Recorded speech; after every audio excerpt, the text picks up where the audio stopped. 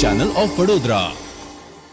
Vadodara railway station પર ઊંઘમાં મસ્ત પ્રવાસીની બેગ એક તસ્કરે તફડાવી હતી। જો કે રેલવે એલસીબી પોલીસે ગણતરીના સમયમાં જ ચોરી થયેલી બેગ સાથે એક તસ્કરને ઝડપી પાડ્યો હતો। મૂળ ઉત્તર પ્રદેશના ખુશીનગર ગામમાં રહેતા પ્રદીપ ગુપ્તા એક કંપનીમાં નોકરી કરે છે।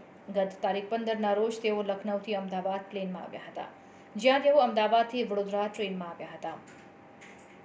પ્રદીપભાઈને સાઉદી અરેબિયા મુંબઈથી જવાનું હોવાથી વડોદરામાં એક વ્યક્તિને પૈસા આપ્યા બાદ મુંબઈ જવા માટે વડોદરા રેલવે સ્ટેશનના પ્લેટફોર્મ પર આવ્યા હતા। મુંબઈ જવાની ટ્રેન પ્લેટફોર્મ પર મોડી આવવાને કારણે તેઓ પ્લેટફોર્મના બાકડા પર સૂઈ ગયા હતા। આ દરમિયાન કોઈ તસ્કર તેમની ટ્રોલી બેગની ચોરી કરીને ફરાર થઈ ગયો હતો। ઊંઘમાંથી જાગ્યા બાદ તેમને બેગ ચોરી થઈ હોવાનું માલુમ પડતા રેલવે પોલીસ સ્ટેશનમાં ફરિયાદ નોંધાવી હતી। તો બીજી તરફ વડોદરા રેલવે એલસીબીની ટીમ પ્લેટફોર્મ નંબર 1 પર વોચમાં હતી, ત્યારે એક યુવાન પાસે ટ્રોલી બેગ જણાઈ આવતા તેની પૂછપરછ કરતા તે ચોરીની હોવાનું જાણવા મળ્યું હતું।